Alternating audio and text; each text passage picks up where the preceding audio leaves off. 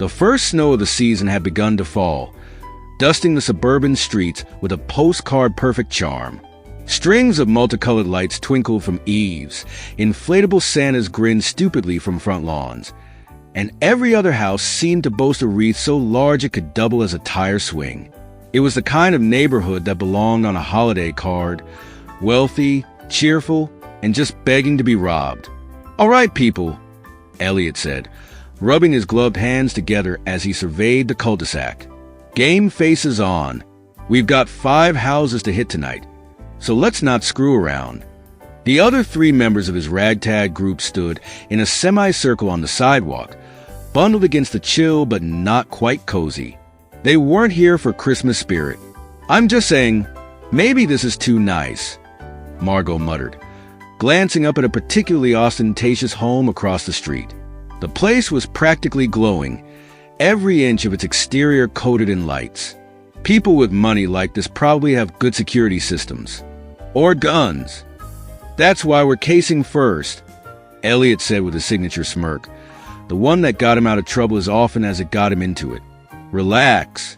We do the routine, sing some songs, scope out the cameras, and move on.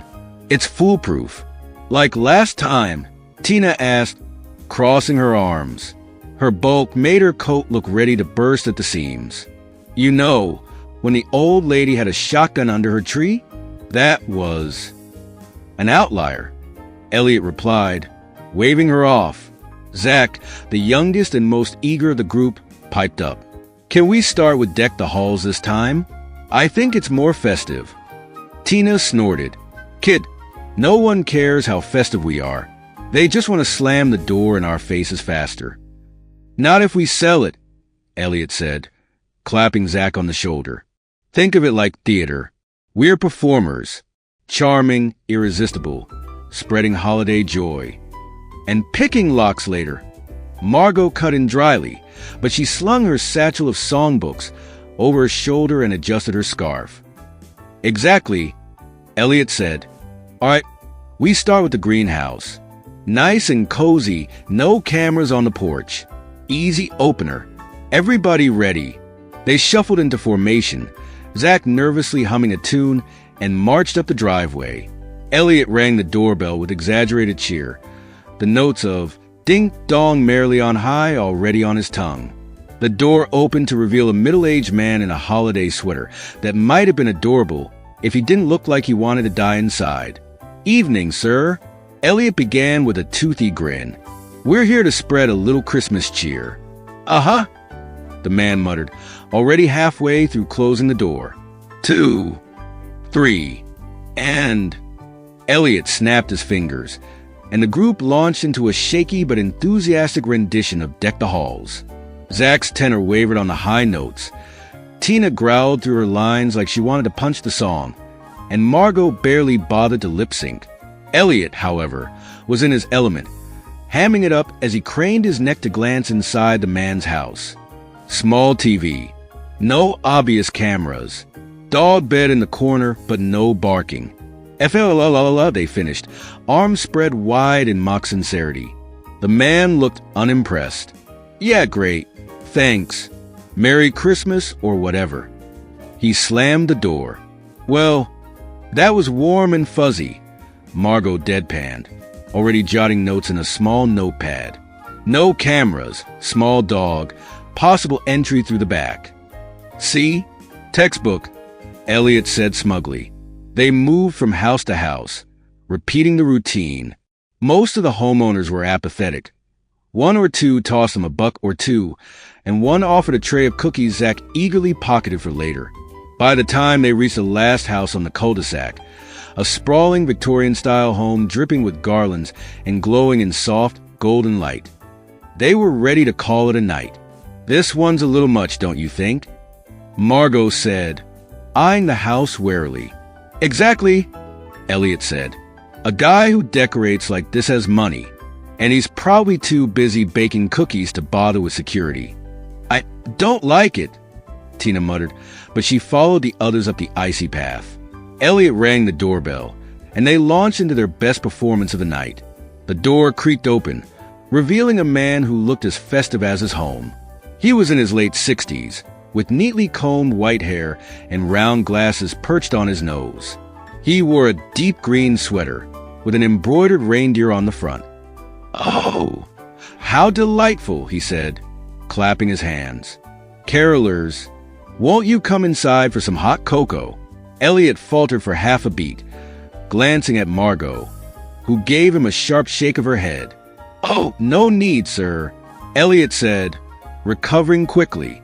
"We just wanted to share some holiday cheer. We wouldn't want to impose." "Nonsense," the man said, his voice warm but insistent. "It's far too cold out there. Come inside for a moment, won't you?" Margot cleared her throat. "We really shouldn't." "Please," the man said, his smile widening just a little too much. "I insist." Elliot gave the others a quick look, one that said it'll be fine. "Well, if you insist." The group shuffled into the warm, inviting house. A fire crackled in the hearth. The scent of gingerbread wafted from the kitchen and soft, classical Christmas music played from an old record player. "Beautiful house," Zach said nervously, glancing around. "Thank you," the man said, closing the door behind him with a quiet click. His smile remained frozen in place. "I've always believed Christmas should feel like magic." Elliot glanced toward a hallway and spotted something odd, a door, partially ajar, leading to a dark basement. "Shall we have some cocoa?" the man said, his voice bright and cheerful. Elliot didn't answer. His attention was fixed on the floor near the basement door, where a faint red smear trailed along the hardwood. The man followed his gaze and chuckled softly. "Oh, don't mind that. Just a little holiday." "Accident." Elliot's gut churned, but he forced a smile. "Sure, cocoa sounds great." The man turned toward the kitchen. As soon as he was out of sight, Elliot hissed, "We're leaving. Now." But the click of the basement door closing was louder than his whisper, and the faint strains of Christmas music, once cheerful, now seemed darker, almost menacing. Chapter 2. The basement door of the four carolers froze, the sudden quiet of the house pressing down on them like a heavy blanket. The faint crackle of the fire was the only sound, but even that seemed wrong, too deliberate, too staged, as though someone had been practicing the art of cozy Christmas ambience, just a little too hard. "Did you see that?" Margot hissed, gripping Elliot's arm. "The basement door," Tina added, her voice a low growl. "He closed it." "No kidding," Elliot snapped, keeping his tone hushed. His eyes flicked toward the kitchen, where their host had disappeared. The faint clatter of mugs and the distant hum of a kettle came from beyond the doorway. Zach, ever the optimist, whispered, "Maybe it's just pain or something. That red stuff on the floor." Tina snorted. "Yeah, and maybe he's just a friendly old man with a murder basement for fun." "Quiet," Elliot hissed. "Let's just play along for now. No need to panic. We don't know anything for sure." "Oh, I know something," Margot said, pulling her scarf tighter around her neck. "We're in deep, and it's your fault, Elliot." "Noted," Elliot muttered, trying to ignore the sour knot forming in his stomach. The faint clatter of the kettle whistling cut through the air, and their host's chipper voice floated in from the kitchen. "Cocoa will be ready in just a moment. Please, make yourselves comfortable." "Comfortable?" Tina muttered, glancing at the plush armchairs arranged by the fireplace. "In this creep show? Sure." Despite her sarcasm, they all moved cautiously toward the sitting area, as if not following directions might provoke the man into doing whatever it was he might be planning. Elliot's eyes flicked back to the hallway, to the basement door. It was firmly closed now, but the faint red smear near it stood out like a scar against the polished wood floor. His instincts were screaming at him to leave, to grab the others and bolt. But then the old man reappeared, carrying a tray laden with steaming mugs of cocoa. His smile was as warm as ever, his every move calm and precise. "Here we are," he said brightly, setting the tray down on the coffee table. He gestured toward the chairs. "Please sit. You've been working so hard tonight. spreading all that holiday cheer. "It's the least I can do." Elliot exchanged a quick glance with Margot, who gave a barely perceptible shake of her head. They sat. "So," the man began, settling himself into a chair that seemed almost too large for his wiry frame. He leaned forward, his eyes twinkling with a kind of intensity that made Elliot's skin crawl. "How long have you been caroling?" "Oh, you know," Elliot said, forcing a grin. "A few seasons. It's a tradition of ours. We love, spreading holiday joy." "Is that so?" the man said, his gaze sweeping over the group. He picked up his mug but didn't drink from it. "It's such a rare thing these days, you know. Real, genuine holiday spirit. You must see so many interesting homes." Elliot's grin faltered for just a moment. "Yeah, sure. Lots of great decorations out there." "Some houses," the man continued, his tone growing softer, "are full of life, laughter, warmth, happiness. And others—" He trailed off, staring into his cocoa as though it held the secrets of the universe. "Are empty, hollow." No one said anything. The man looked up, his smile returning. "But you wouldn't know anything about that, would you?" Elliot coughed. "Well, more cocoa?" the man interrupted, standing suddenly. "No, we're good," Margot blurted, her voice sharp. The man paused, his smile tightening. "Suit yourselves." As he moved toward the kitchen, Elliot seized a moment. "We're leaving. Now." "What's the plan, genius?" Margot hissed.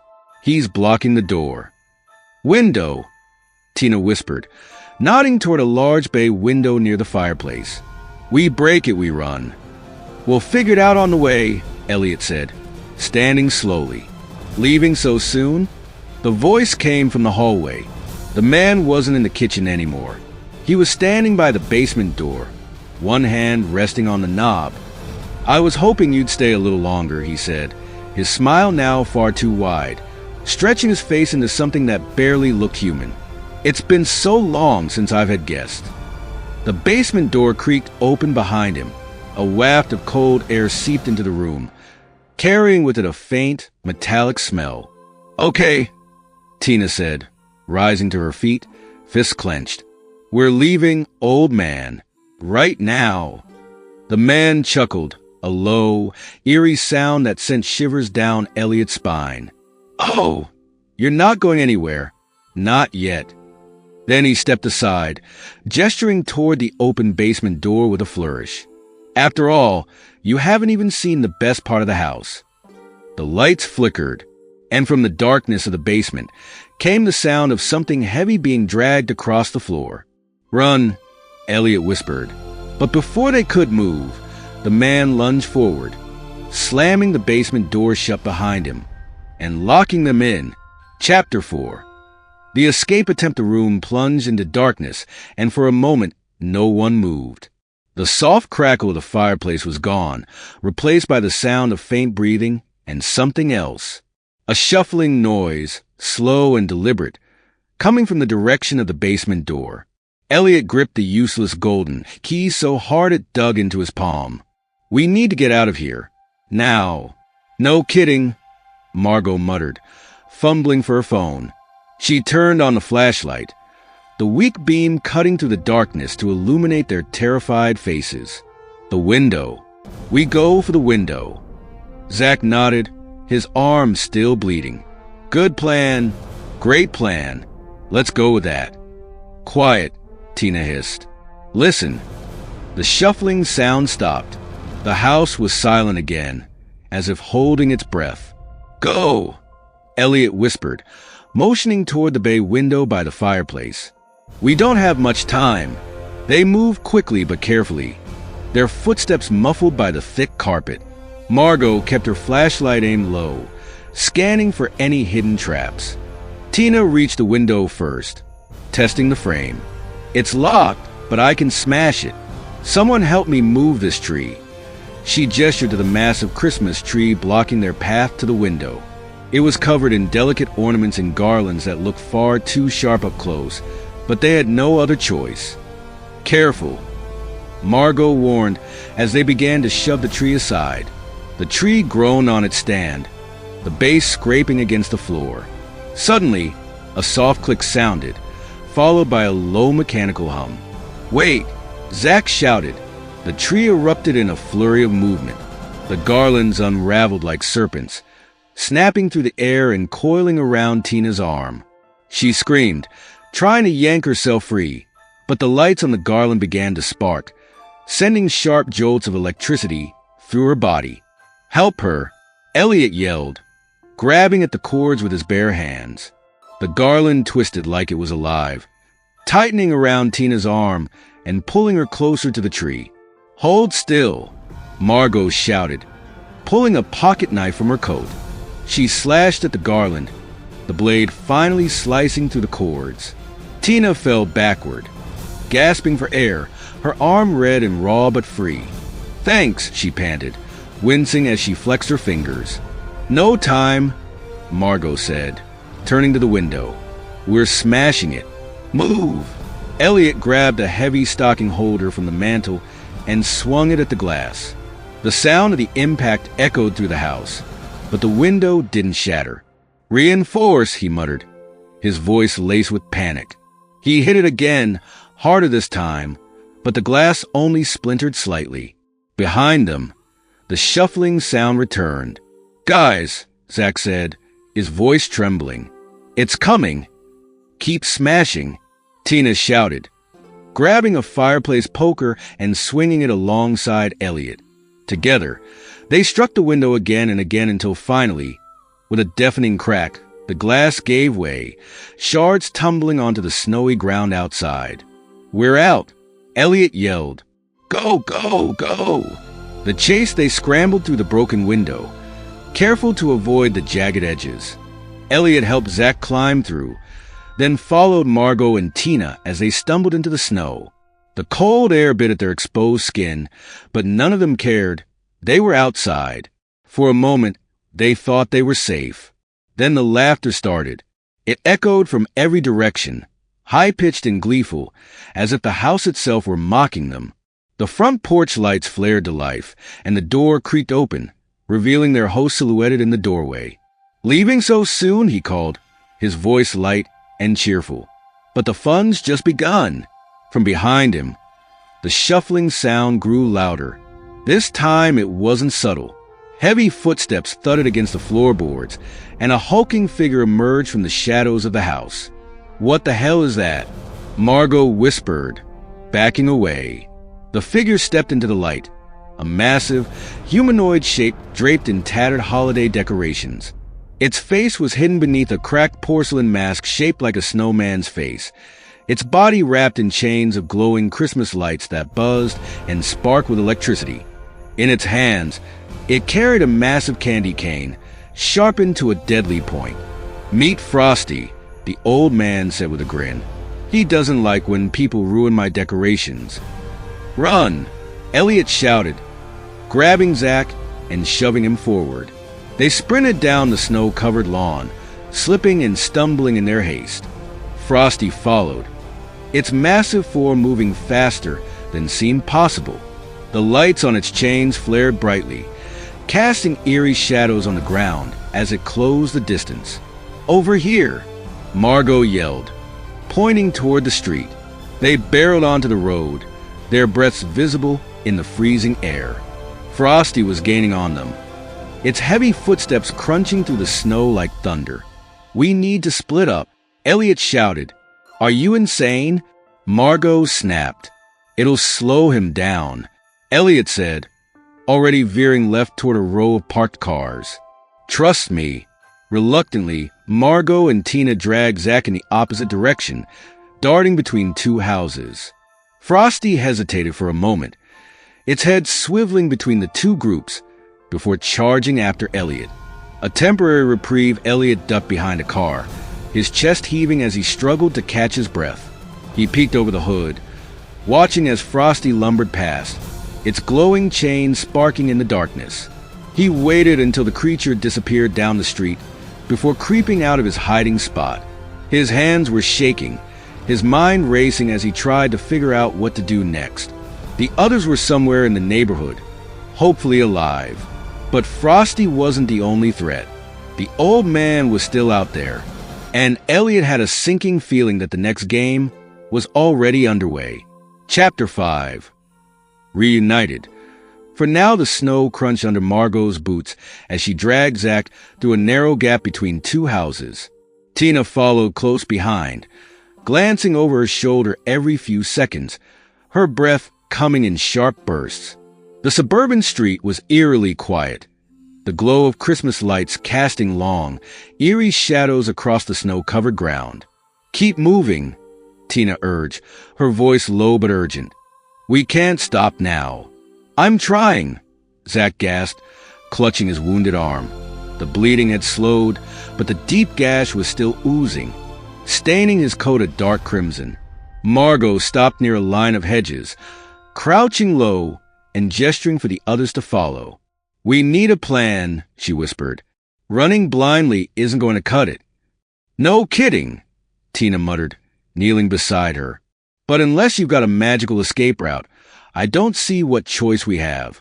Zach collapsed onto the snow, groaning. "Can we just take a second? Please." "We don't have time," Margot snapped.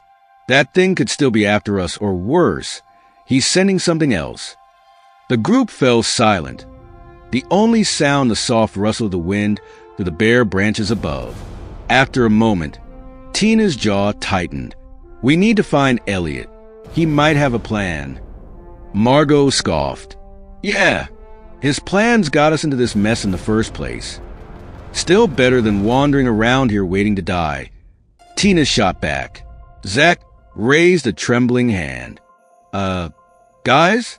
Not to interrupt, but what's that?" They turned, following his gaze toward the distant street. A faint glow was moving through the darkness, slow and deliberate. "Frosty," Tina muttered, her fist clenching.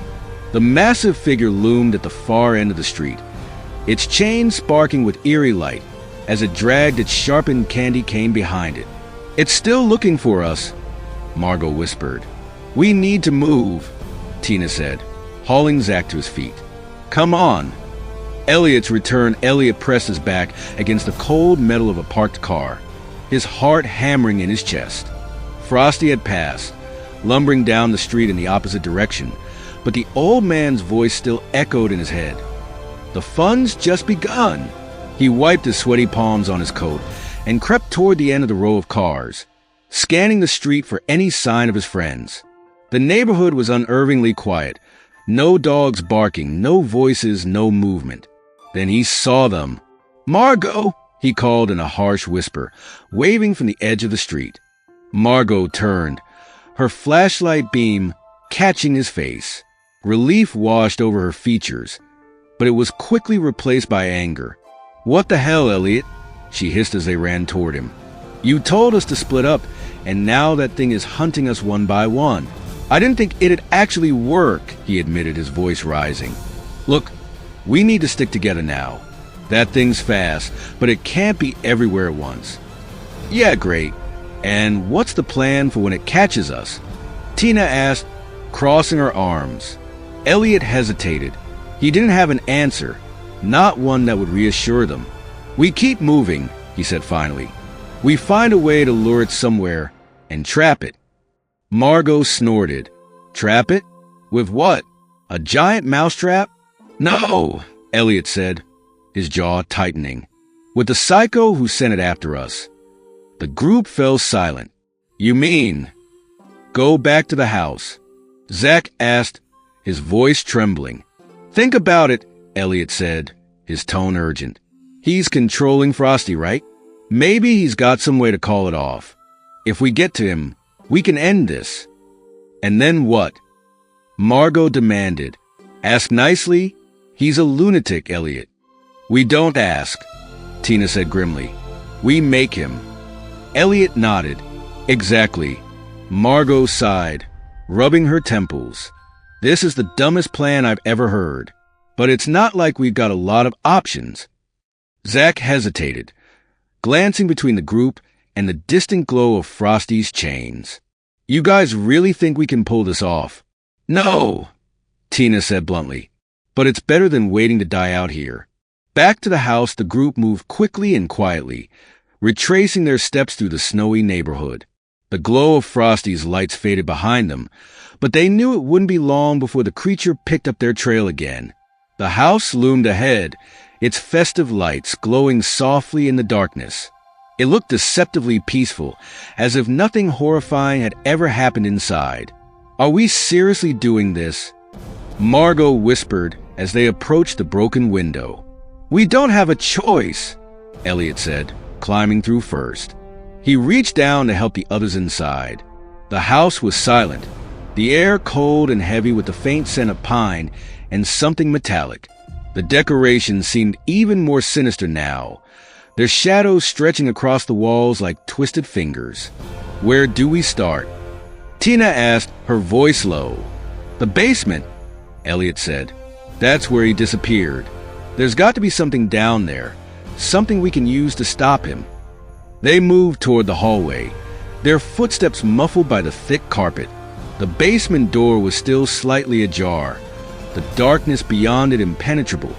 You first, Margot said, nudging Elliot forward. He swallowed hard and pushed the door open. The stairs creaked under their weight as they descended, the air growing colder with every step. A faint hum filled the space, like the low buzz of electricity. When they reached the bottom, Margot turned her flashlight toward the room and gasped. The basement was a macabre workshop, its walls lined with tools and shelves filled with jars of things, bones, scraps of fabric, and what looked disturbingly like human teeth. In the center of the room stood a table covered in wires, gears, and holiday decorations, as if someone had been constructing something. Is that Frosty? Zach asked, pointing to a half-finished figure on the table. No, Elliot said, his voice shaking. It's something worse. Behind them, the basement door slammed shut, and the old man's voice echoed through the room. Welcome to the final game. Chapter 6. The final game, the old man's voice crackled from unseen speakers, warm and cheerful, like a grandfather entertaining his grandchildren.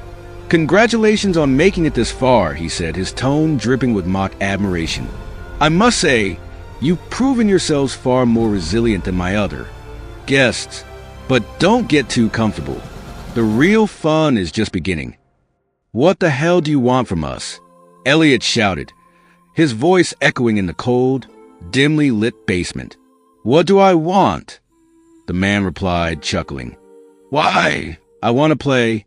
It's Christmas, after all, a time for games, gifts, and good company. And you, my dear carolers, are the perfect company. The hum in the room grew louder, and the overhead lights flickered to life, illuminating the basement in stark, sterile white. The group blinked against the sudden brightness, taking in the full horror of their surroundings. The walls were covered in holiday decorations, twisted, macabre versions of the cheerful symbols they'd seen upstairs. A wreath made of barbed wire hung over a shelf filled with jars of, were those eyeballs? Strings of Christmas lights coiled around the room like snakes, their bulbs sparking faintly. In the center of the room was a large table, and on it sat a wooden box filled with dice, several sets, each with different numbers of sides. Beside it, a timer ticked down from 10 minutes. Welcome to the final game, the man said, his voice dropping to a sinister tone. It's simple, really. Roll the dice, and your fate will be revealed. Each number corresponds to a challenge, a little test of skill, luck, and courage. Complete the challenge, and you move one step closer to freedom. And if we fail? Margot asked, her voice tight. Oh, my dear, failure isn't an option, the man said, laughing softly. But if you prefer to run, be my guest. Frosty is still outside, and he's very good at catching strays. The group exchanged uneasy glances. The timer on the table ticked down to 9:30. We don't have a choice, Elliot said, stepping forward. We play round 1. The first roll, Elliot reached for the dice, his hand trembling.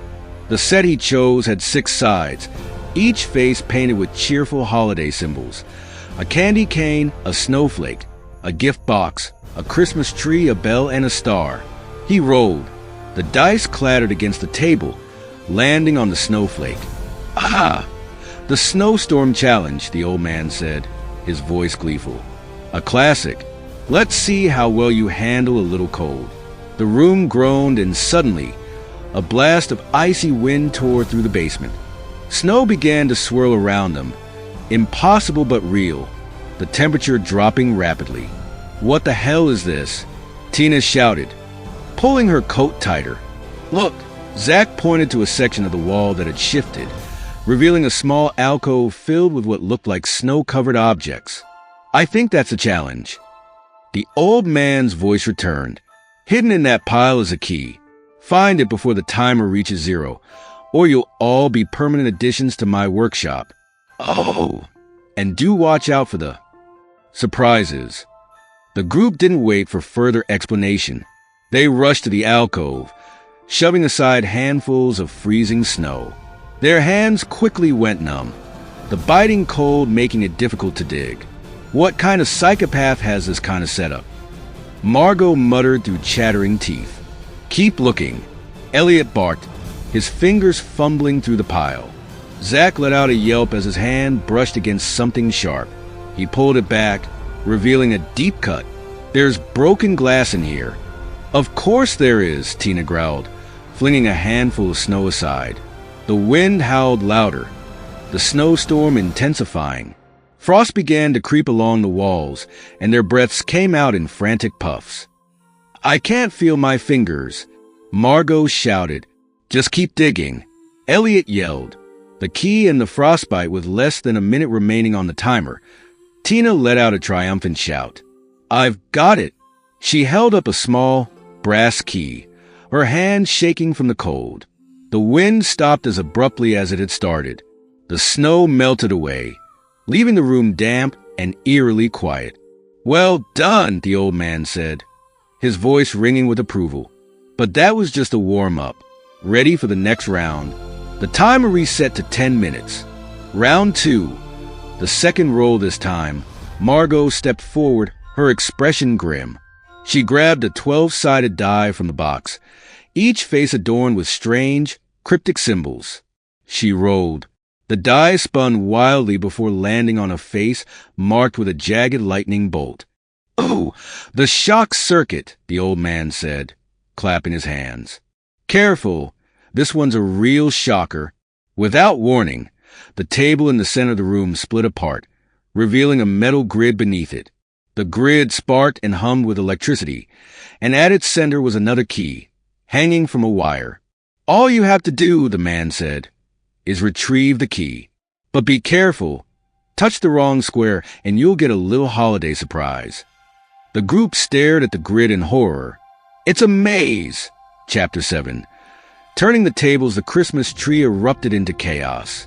Ornaments shattered, sending shards of glass flying. The lights coiled and writhed like serpents, sparking dangerously.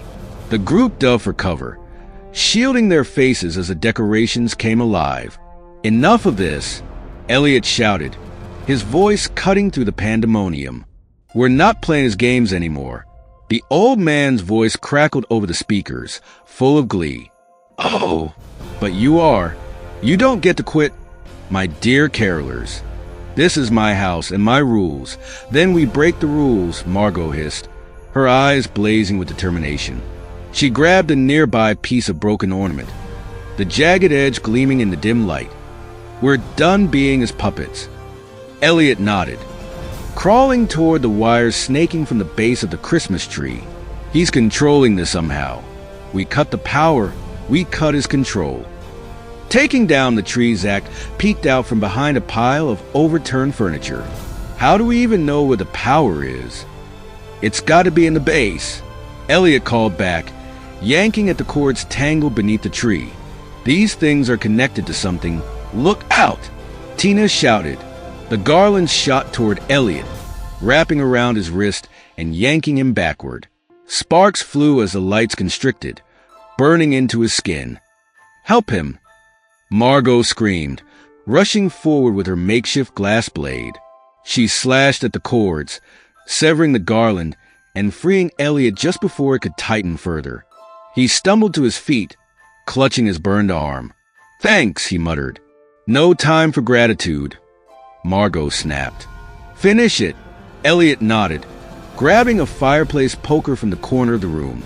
With a shout, he drove it into the base of the tree, piercing through the cords. The tree flickered violently, the lights dimming before the entire structure went dark. For a moment, the room was silent. Then the old man's voice returned, colder now. "Impressive. You've got some fight in you. But breaking my toys doesn't mean you've won." "Yeah," Tina shouted, stepping forward. "Come down here and say that to my face, you psycho." The old man chuckled. "Oh, I don't need to come down. I've got something better waiting for you." Taking the fight to him with the tree disabled, the group regrouped, catching their breath. "He's losing control," Elliot said, scanning the room. "We can't stop now." "Great. So what's the plan?" Margot asked. "We find him," Tina said, gripping the fireplace poker like a weapon. "And we end this." "But how do we even get to him?" Zach asked, his voice trembling. "This place is a maze, and he's got traps everywhere." Elliot's eyes landed on a set of cables running along the ceiling. The wires. They have to lead to wherever he's hiding. If we follow them, they'll take us to him. "Or to another death trap," Margot muttered. But she didn't argue. They followed the wires, staying low and moving cautiously through the house. The festive decorations had taken on a sinister edge. Garlands hung like nooses, and every twinkling light felt like an eye watching them. The control room, after navigating a series of winding hallways, they reached a heavy wooden door. The cables disappeared beneath it, and the faint hum of machinery buzzed on the other side. "This has to be it," Elliot said, gripping the door handle. "Wait," Tina said, stepping forward. She pressed her ear to the door, listening. "I don't hear him, but there's definitely something running in there." "Only one way to find out," Elliot said, pushing the door open. The room beyond was a grotesque parody of a workshop. Screens covered the walls, each displaying a different angle of the house and the surrounding neighborhood. Frosty's hulking figure paced outside, his glowing chains casting eerie light across the snow. In the center of the room was a massive control panel, its switches and dials glowing faintly. And there he was. The old man stood at the far end of the room, his back to them. He was humming a Christmas tune, his hands moving over a smaller console. "Hey!" Tina shouted, raising the poker. "Turn around, you sick freak." The man turned slowly, his face breaking into that same unsettling smile. "Ah, my guests! How wonderful of you to join me in my little sanctuary." "This ends now," Elliot said, stepping forward. "Call off your freak show, or I swear—" "You'll do what?" the old man interrupted, his smile widening. "Smash my machines? Break my toys? You can't stop me. You're in my world now." "Not for long," Margot said, moving toward the control panel. The old man's smile faltered. "Don't touch that." "Oh, I'm touching it," Margot said, flipping a switch. The house shook slightly and the screens flickered. The old man lunged toward her, but Tina intercepted him, swinging the poker and catching him in the shoulder. He stumbled back, his smile replaced by a snarl. "You little brats," he spat. "You think you can ruin my masterpiece?" "We're not ruining it," Elliot said, joining Margot at the console. "We're destroying it." Fighting back, the group worked together, smashing the machines and flipping switches at random. The house groaned and shuddered as systems failed. On the screens, Frosty collapsed in a heap, his glowing chains fizzling out. "No!" the old man screamed, lunging toward the console. Margot intercepted him, slamming the lid of a nearby toolbox into his face. He fell back, blood streaming from his nose. "This is for everything you've put us through," Tina yelled, driving the poker into the console, sending sparks flying. The old man staggered, his smile gone. "You don't understand," he said, his voice desperate. "You can't leave. I won't let you leave." "You don't get a choice," Elliot said, flipping the final switch. The room plunged into darkness, and the hum of machinery went silent. For a moment, everything was still. Then the door behind them creaked open, revealing the snow-covered yard outside. Freedom, the group stood in stunned silence, staring at the open door. "We did it," Zach whispered. "We're free." "Not yet," Tina said, turning back to the old man, who lay slumped against the wall. "What about him?" "He's not worth it," Margot said, grabbing Tina's arm. "Let's go before he has a backup plan." Reluctantly, Tina followed the others out into the snow. The cold air bit at their skin, but it felt refreshing real.